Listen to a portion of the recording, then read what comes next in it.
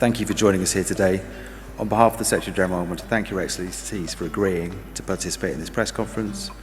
We are joined today by our gracious host, His Excellency President Paul Kagame of Rwanda, the Commonwealth Secretary General, the Right Honourable Patricia of Scotland, His Excellency Julius Maado Bio, President of Sierra Leone, His Excellency Mohamed Irfan Ali, President of Guyana, and the Honourable Fayema Naomi Mataafa, Prime Minister of Samoa. Leaders will answer questions on the communique and on the outcomes of CHOGM 2022. Media are invited to ask questions, and I will moderate those questions. First, I invite President Kagame to make a short statement. As incoming chair in office, I look forward to continue working with the Secretary General and the Commonwealth members to deliver on our key priorities. This CHOGM has been a long time in coming. We moved forward from Kigali with a clear mandate, with unity, with purpose, and with the resolve to shape a healthier, happier, more secure, and more prosperous future for all of the Commonwealth, 2.5 billion people. We have admitted Gabon and Togo as new members, and we warmly welcome them to the Commonwealth family.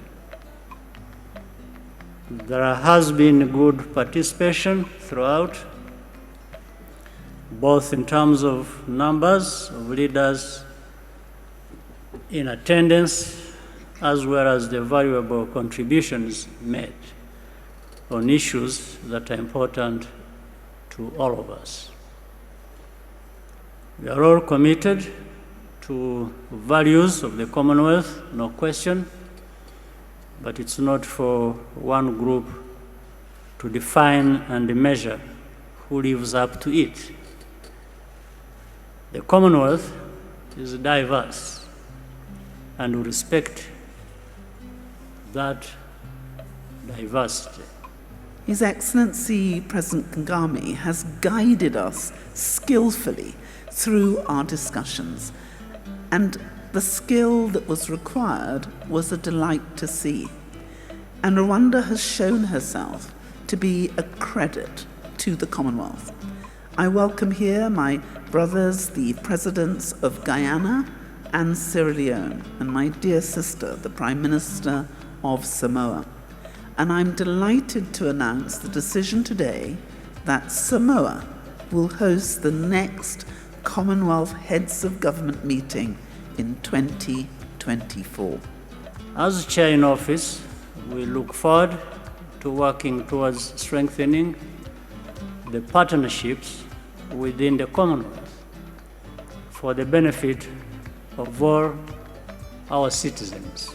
It has been a remarkable CHOGM, and we congratulate the President and the people of Rwanda for all they have shared so generously with us. Ladies and gentlemen, my name is Ayubu Mzee, and I work for Ben Television, Sky Channel 182 in London, but I'm originally from Tanzania. I've got two questions, but before I put forward my two questions, I want to thank the Commonwealth that even though I was born in Tanzania, it is the Commonwealth that has brought me to Rwanda to see the good story I've been reading about Rwanda. Thank you so much, Your Excellency. My question is, I as a disabled person, I'm putting this question to the incoming chairman. I faced a lot of difficulties. For the last 6 days, I've not been able to leave my hotel because I'm disabled. And I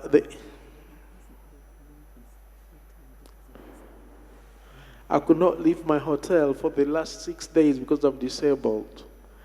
And I thought Rwanda is a disabled-friendly country, as I was told. But for the last 2 days, I've had some help, like you can see me now. So what steps are you going to take to make sure that Rwanda and even the whole Commonwealth is all inclusive and accessible and disabled friendly, sir? Mm-hmm.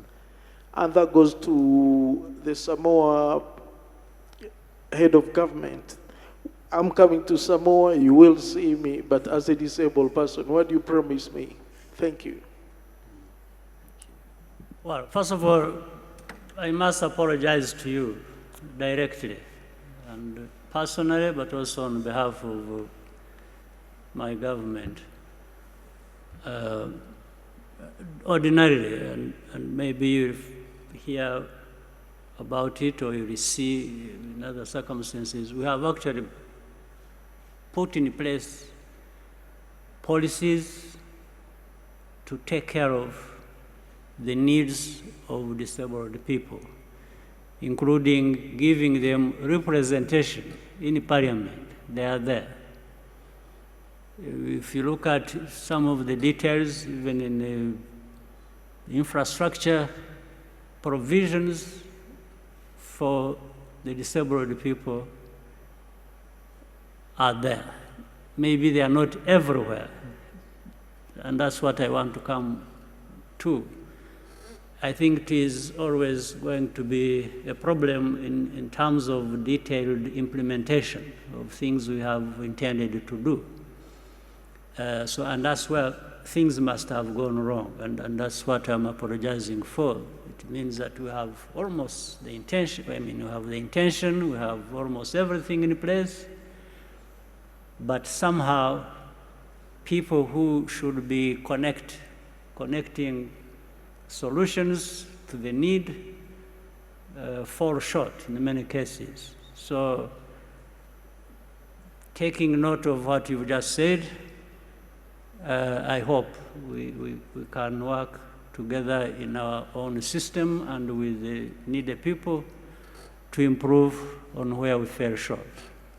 We have a very active disabilities organization, especially with their advocacy to government to put in place policies. I appreciate the question, and it's on issues of accessibility or ease of accessibility. I think a lot of countries have a varied ability to respond. You've said, what can you expect from us? Well, because in planning these events, and your particular question is now put on the books, what we need to ensure that we can provide for special needs. And we're a developing country, and where our facilities may not have ease of accessibility, you can be assured you will have some very fit Samoan people working with you to assist you. Thank you very much, Your Excellencies, Secretary General. Thank you so much. My name is Vincent Gasana. I work with KT Press. If I may, first, Your Excellency President Kagame, your chair in office for the next 2 years, 54 nations, more than 2 billion people, very weighty issues that have been discussed, and presumably Your Excellency is going to have to link an awful lot of them. It's probably too soon to have thought about that, but would you tell us what you envisage the issues are going to be able to link all these issues and keep everybody focused on them so that it goes to implementation. Everything that was discussed goes into implementation, especially, of course, climate change. And if I may, Secretary General, we say a lot in Rwanda that no miracle has happened here. It's been people working day by day, every year, to get things done.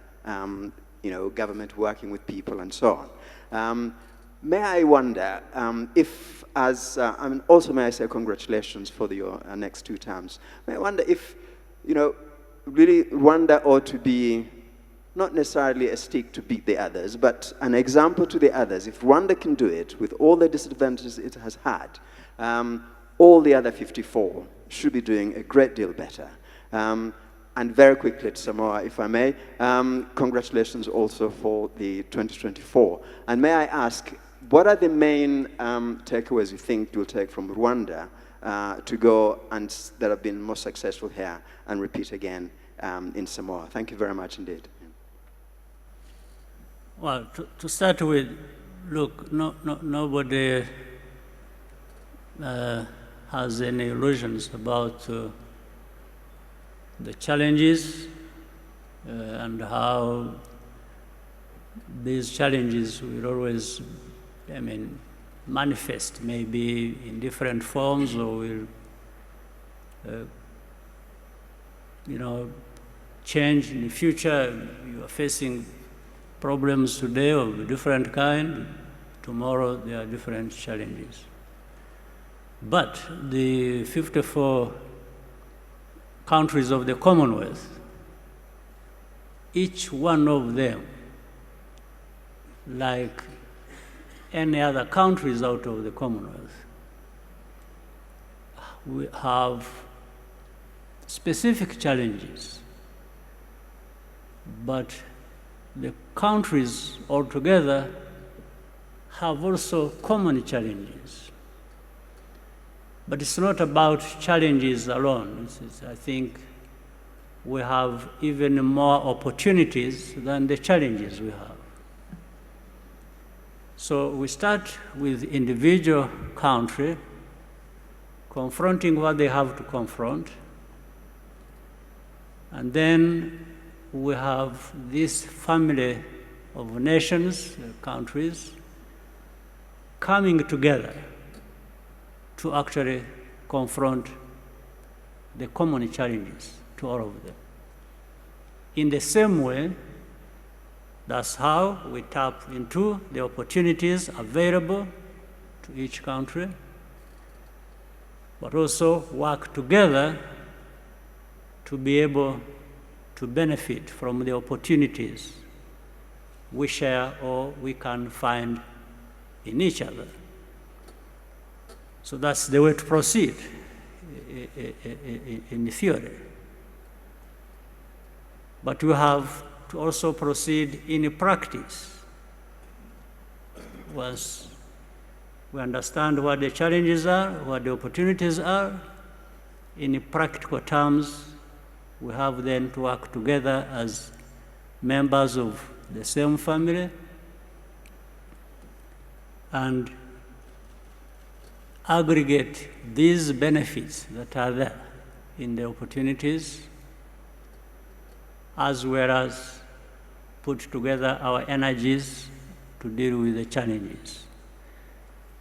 So my responsibility and working together with the Secretariat and the Secretary General and working together with other nations of the Commonwealth, we have to identify then these practical ways of moving forward and making good progress.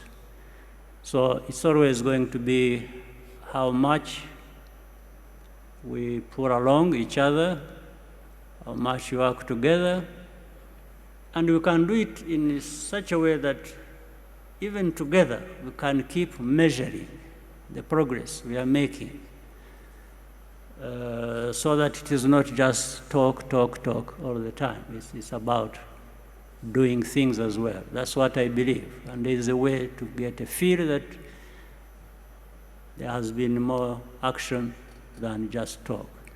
So really this is what I feel is at hand in terms of responsibilities that we all share. And as I said, working with the other members of the Commonwealth and the Secretariat, being at the center, helping us to connect more and more, I think we should realize tangible results. So if I can come now to answer the questions you asked me. Firstly, I think, as I made clear, someone else said that this was a miracle. I know from having spoken to so many Rwandans that this was an enormous effort. and it was only achieved by every single Rwandan being determined to rebuild a country that they loved. But I think one of the things that we've all seen is it's built on inspirational leadership. And I'm going to ask the president of Guyana maybe just to help us about that in a minute. But can I say the way in which our Commonwealth works is that we look at what joins us and not what separates us. And we know we're stronger together than we are apart. So if you look at the declarations we've made, the Living Lands Charter, a call to action on living lands, we know that we are at code red when it comes to climate change, and that the small member states are facing a crisis which could be existential. And we know that implementation of the 3 Rio Conventions absolutely vital. So what we're going to do is all our countries are coming together, and we are going to cluster ourselves in order for us to respond more creatively, more intelligently, and more effectively.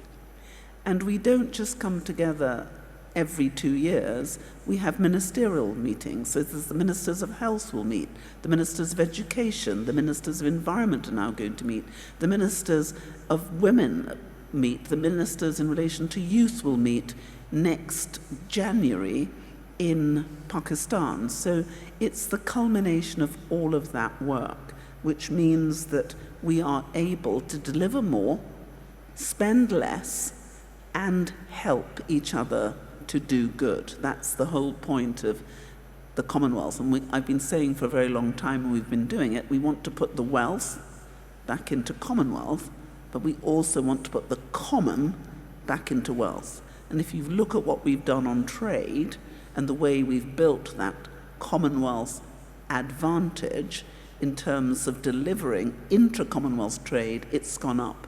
We're now about 762 billion in intra-Commonwealth trade, and we hope to be 2 trillion by 2030. But I'll now pass the ball over to President Ali from Guyana. Thank you very much, SG. Members of the media, perhaps if we can sum this up, what the world needs now and Commonwealth needs now is stability, bold, innovative, and visionary thinking. And the combination of our SG and the incoming chair offers us a great opportunity. When you look at what President Kagame has achieved here with the people of Rwanda, it tells about a leader in a country that has a vision, bold initiatives, creative initiatives.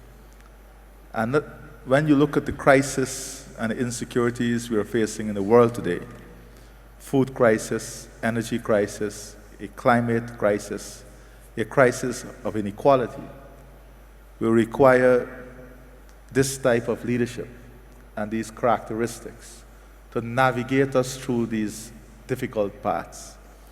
And I think President Kagame coming in at this time as chair will help greatly the Commonwealth family to navigate through this path, and with the SG bringing that stability and pushing those programs, I think we have an excellent opportunity to confront these challenges.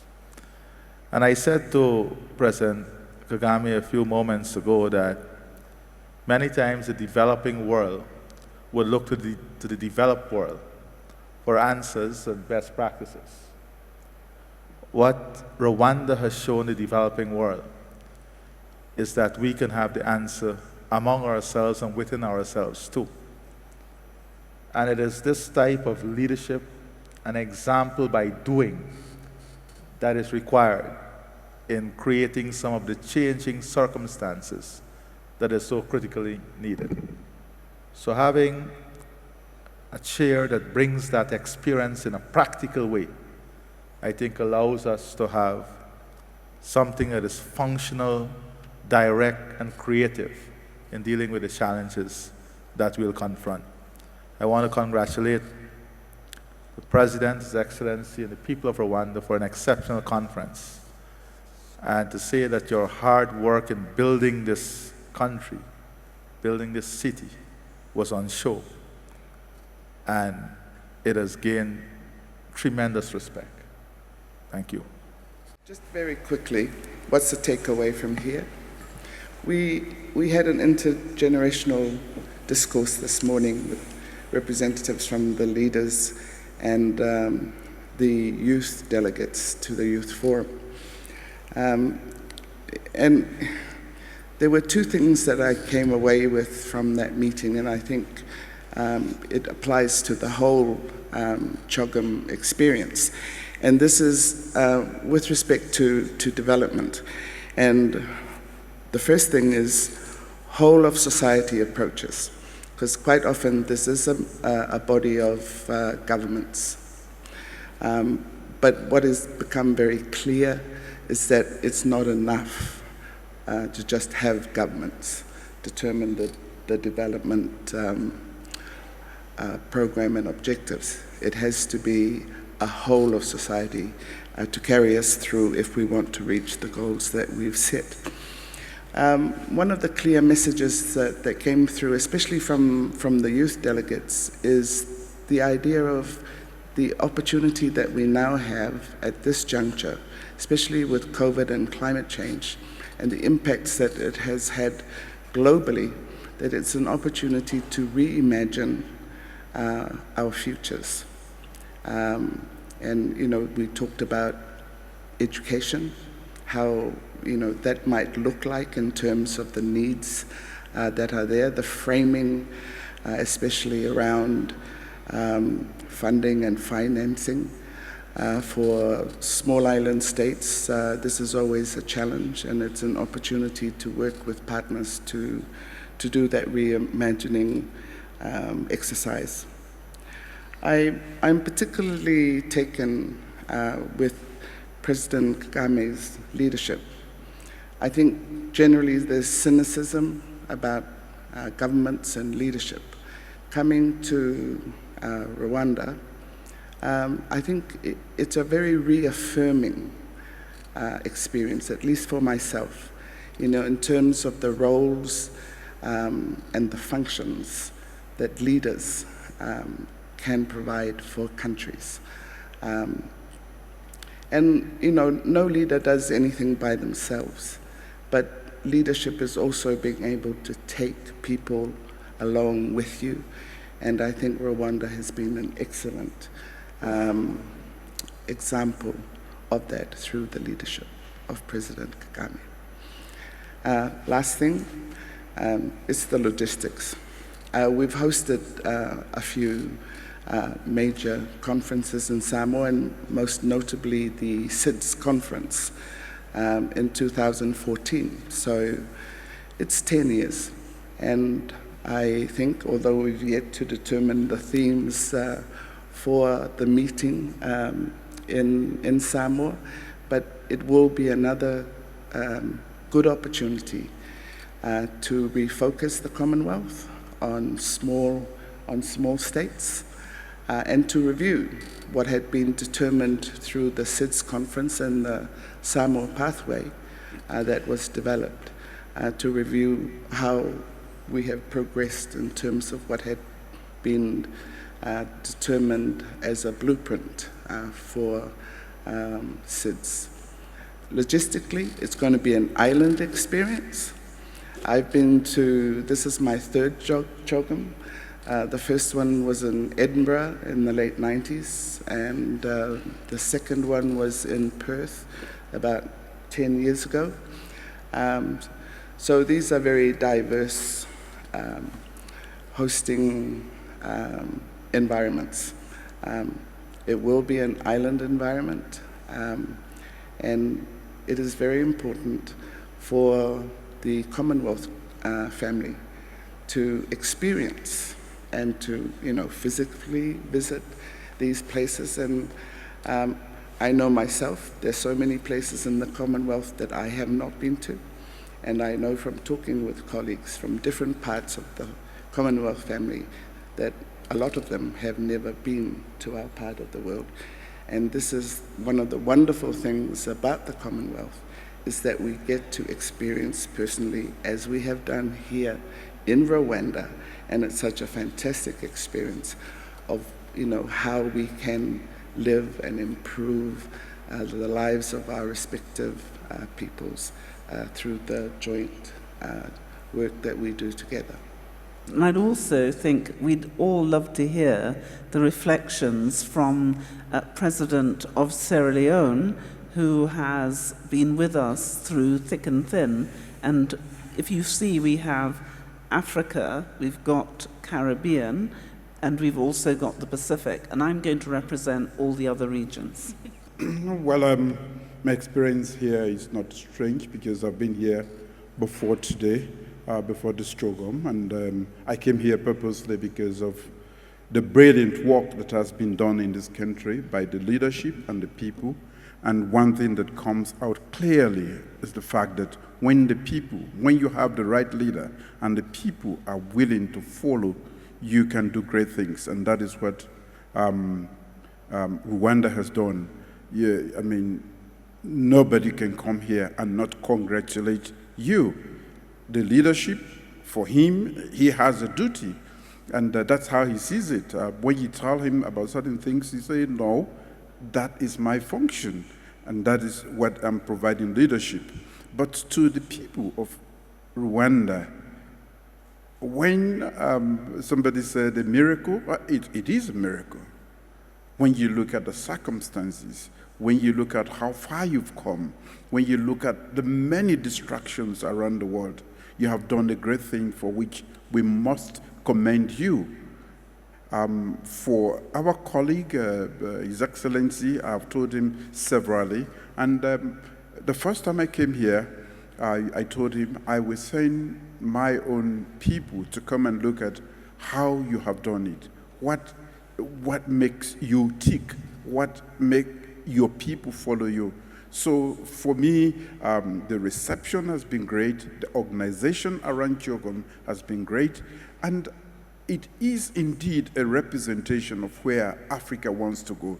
This is what you have done is aspirational for Africa. And I want to say thank you for representing, showing the best of what we can do if we work with our people. Nick Perry from AFP. My question is for the Secretary General. Good governance, democracy are bedrock principles of the Commonwealth and its charter. And tonight you've announced that Gabon and Togo have joined the Commonwealth. Both those countries are under dynastic rule. They have the same families that have been in power for over 50 years. And they've held elections that have been marred by irregularities and violence. Do you think that the Commonwealth risks credibility on matters related to good governance and democracy by allowing such countries to become part of the family of nations? And what sort of power does the Commonwealth have to encourage better governance from its members?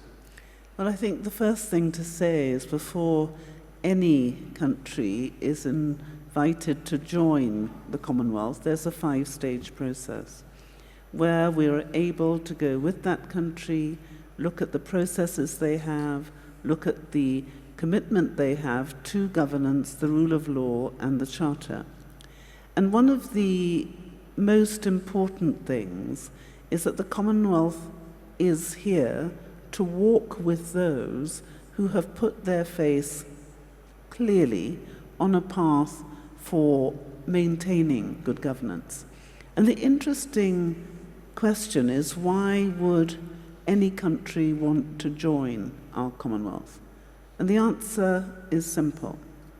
If you look, for example, at the Mo Ibrahim Good Governance Index, you will see that the majority of countries, and we had before 19 countries in Africa, the majority of the members of our Commonwealth are either in the top 10 countries or in the second tier. So they're either Premiership or they're First Division. Now, many other countries are looking at what we are doing and saying, what is it about them that enables them to govern more robustly? And the Commonwealth has had a history of giving Commonwealth technical assistance. So, for example, we have just concluded training 2,000 senior Commonwealth government officials in every region of the Commonwealth on the performance management principles of good governance.